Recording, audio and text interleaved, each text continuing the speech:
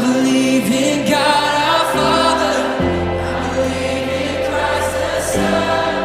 I believe in the Holy Spirit. Bagian yang ketiga dari pembacaan ini, saudara, adalah kata-kata Tuhan Yesus tentang Yerusalem.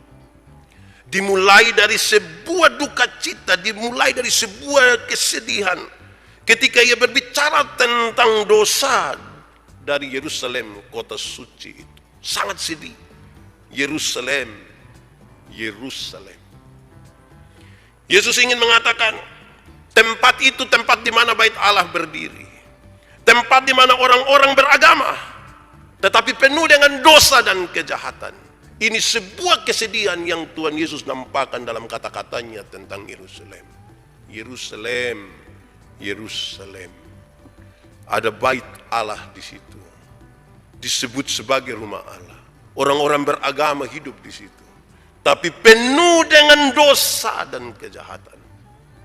Kedua, saudara-saudara, manusia bukannya menyambut dan mendengar para nabi sebagai utusan Tuhan. Mereka yang tinggal di sana bukanlah menyambut para nabi sebagai utusan Tuhan, tetapi malah membunuh mereka, membunuh para nabi dan melempar mereka dengan batu. Tuhan Yesus menyatakan sesuatu yang luar biasa tentang kota ini.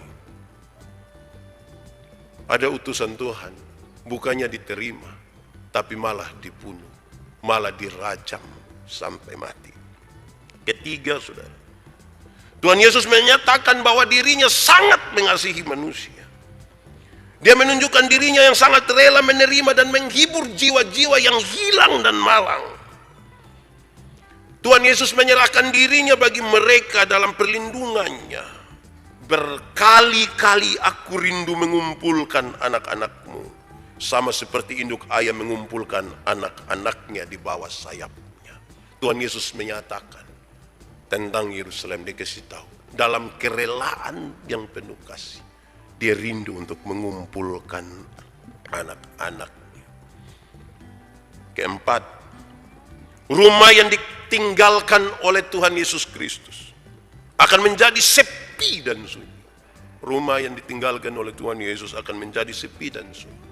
Artinya, bait Allah meskipun dihiasi dengan begitu megahnya dan sering dikunjungi orang, bait Allah yang dihiasi dengan megah dan dikunjungi oleh banyak orang, akan menjadi sunyi begitu Kristus meninggalkan bait Allah itu.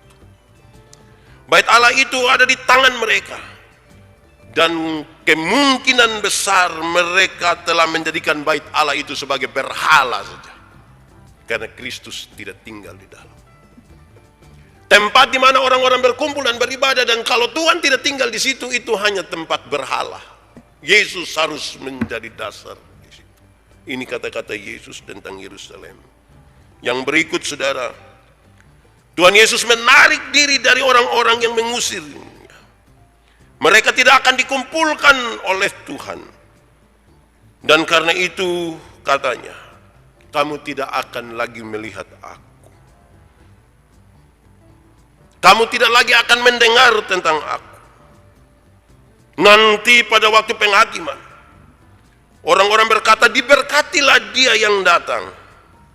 Baru di waktu itulah kamu akan sadar betapa bahagianya kamu bila bersama-sama orang-orang yang berkata demikian. Kamu akan melihatku sebagai Mesias. Ini kata-katanya. Saya kira di minggu ketiga ini, perayaan sengsara ini, kalau kita merenungkan bagian-bagian ini, kita bisa merasakan betul bagaimana sebuah dinamika yang menolong kita untuk memahami sebuah perjalanan yang tidak gampang bagi umat manusia. Yesus baik, baik buat saya.